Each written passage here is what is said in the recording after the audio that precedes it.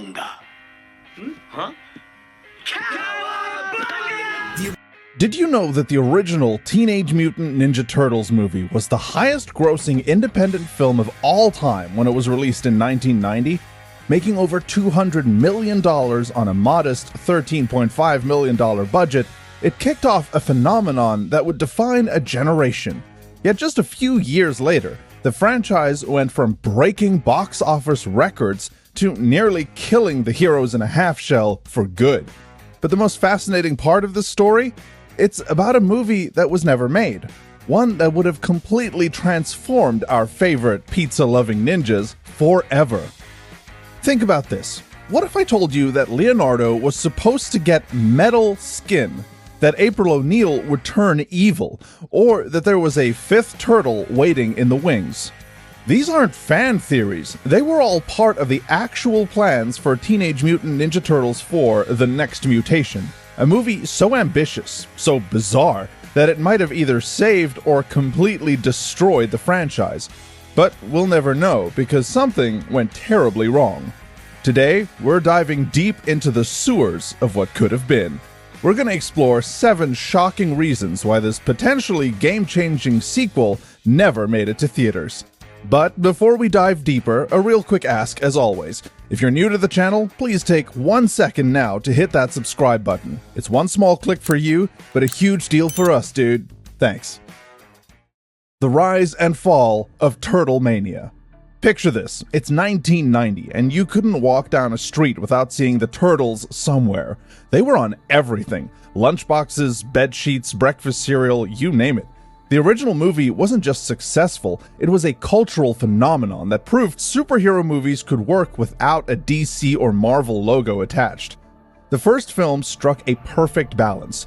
It was dark enough to feel edgy, yet playful enough to appeal to kids. Jim Henson's Creature Shop created turtle suits that looked incredible, real enough to be believable, yet expressive enough to convey emotion. Then came The Secret of the Ooze in 1991. Despite featuring Vanilla Ice in what might be the most 90s scene ever filmed, it still performed well at the box office. But something had changed. The darker elements were toned down and replaced with more slapstick humor and kid-friendly action. It was like watching a franchise slowly start to lose its identity. By the time TMNT 3 rolled around in 1993, the wheels had completely fallen off. The budget was slashed, the suits looked like Halloween costumes, and the plot, well, let's just say sending the Turtles to feudal Japan wasn't exactly what fans were clamoring for. The movie made just $42 million domestically, less than half of what the original earned. Now, let's dive into the 7 reasons why TMNT 4 crashed before it could even come out of its shell. Reason number 1, the Mutant Identity Crisis. So, what was the studio's solution to revive the franchise? Double down on mutation. The planned 4th movie, tentatively titled The Next Mutation, or The Foot Walks Again, would have fundamentally altered everything we know about our heroes in a half-shell. Let's break down these proposed secondary mutations, because they're absolutely wild. Leonardo, our level-headed leader, was going to develop metal skin. Yeah, you read that right. The master of stealth and precision would basically become the turtle version of Colossus from X-Men. Nothing says ninja quite like clanking around New York City in a metal body, right? Donatello would have gained telepathic and telekinetic powers, because apparently being the tech genius wasn't enough anymore. Oh, and he'd partially lose his eyesight, requiring him to wear high-tech goggles. It's like someone threw Professor X, Cyclops, and Tony Stark into a blender and poured the result over a mutated turtle. Michelangelo's new power?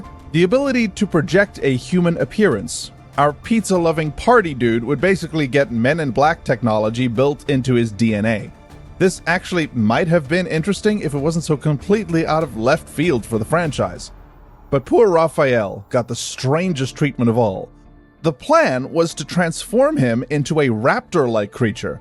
You know, the tough-talking, sai-wielding hothead would become a dinosaur.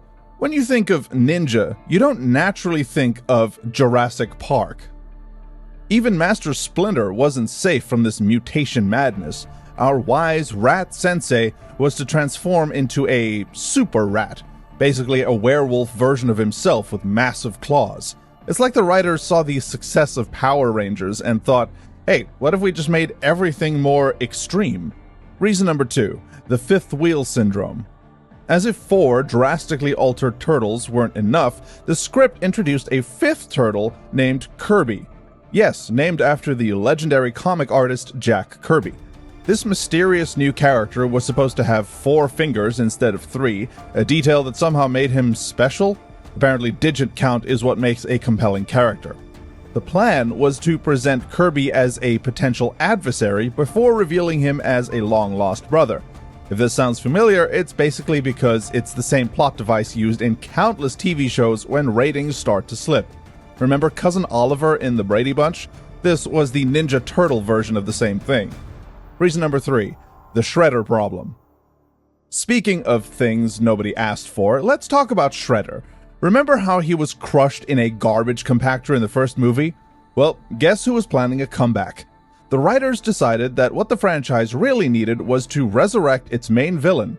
Again. But this wouldn't be the same Shredder we knew. No, this time he would have been exposed to the same mutagen affecting our heroes, transforming him into some kind of super mutant version of himself. It's like the writers looked at the first 3 movies and thought, you know what would make this better? If everyone just mutated more. The concept art shows a more monstrous, exaggerated version of Shredder that looked more like the final boss in a video game than the calculating martial arts master we knew. It was another example of the franchise trying to be extreme instead of interesting. Reason number 4, April's dark turn. If you thought Mutant Shredder was a weird choice, wait until you hear what they planned for April O'Neil. The intrepid reporter and longtime ally of the Turtles was going to turn evil. The concept art showed April wielding a katana and sporting a dark, Psylocke-inspired outfit. It looked cool, sure, but it made absolutely no sense for her character. April wasn't just the Turtles' friend, she was their connection to the human world, their voice of reason, and often the heart of the story. But why was she turning evil? The script never really explained it, it was just happening. Because nothing says, we respect our characters, quite like turning them evil for shock value. This kind of character assassination is exactly what happens when writers prioritize plot twists over character development. Reason number 5, the Animatronic Apocalypse. The original movie had Jim Henson's Creature Shop creating incredible, expressive suits that made you believe these were real characters. By the third movie, without Henson's team, the Turtles looked like they were wearing cheap Halloween costumes. The decline in quality was stark. In the first movie, the Turtles' faces expressed every emotion. By the third movie, they were as expressive as a plastic mask. The suits were stiff, the movements awkward, and the overall quality was just bad. For the fourth movie, with all these planned mutations and transformations, the technical challenges would have been even greater. Remember, this was before CGI became the go-to solution for everything. They would have needed to create new suits for the mutated Turtles, for Super Splinter, for Monster Shredder, and based on the declining quality we saw in the third movie, it was gonna be a disaster. Reason number 6, the shadow of failure. The failure of TMNT 3 cast a long shadow over any plans for a fourth movie. The third film didn't just underperform, it was a critical and commercial disaster that nearly killed the franchise. It made just $42 million domestically, compared to the original's $135 million. This created a terrible catch-22 situation. The studio knew they needed to make big changes to win back audiences, but they also couldn't justify a huge budget after the third movie's failure. This likely would have meant cutting corners exactly where they needed to invest more, in the effects, the action sequences, and the overall production value. The proposed changes for the fourth movie actually show this desperation. All these wild mutations and plot twists feel less like creative choices and more like throwing everything at the wall to see what sticks. It's the Hollywood equivalent of a Hail Mary pass. Reason number 7, the death of Turtlemania. By the mid-90s, the writing was on the wall. Turtlemania wasn't just declining, it was extinct. Kids who had grown up shouting "Cowabunga" were moving on to new obsessions. Power Rangers had taken over as the new action phenomenon. Pokémon was on the horizon, and the landscape of children's entertainment was changing rapidly. The toy sales, which had been the backbone of the franchise, were plummeting. Playmates had even designed new action figures for all these mutated versions of the characters, but they never made it past the prototype stage. When the toys aren't selling, that's usually the final nail in the coffin for any kid-focused franchise. The studio execs could see the trends. Investing in another TMNT movie, especially one with such drastic changes, was just too big a risk. The fourth movie was quietly shelved before it ever got off the ground. All those wild ideas, Metal Leonardo, Dinosaur Raptor Raphael, Evil April, they all ended up in the same drawer as those unreleased toy designs. And those were the 7 reasons why we never got the 4th Turtle movie. So, what do you think about these crazy plans for TMNT 4? Would you have wanted to see Leonardo with metal skin or Raphael as a raptor? Let us know in the comments below, and don't forget to subscribe to the channel to stay up to date with related videos.